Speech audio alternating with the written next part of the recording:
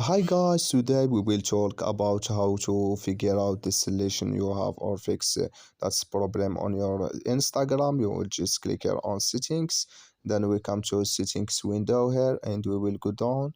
We will click here on apps, then we come to apps window here like you say, then you will just go down here to looking for Instagram app and this is window.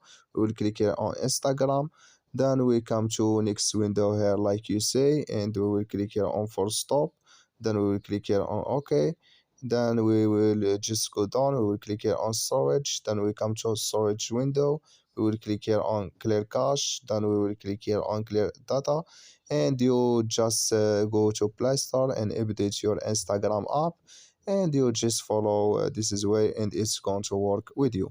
So that's all now. I wish you know I get it. Thank you for your watching. Don't forget to support us by like and subscribe, and see you in next video.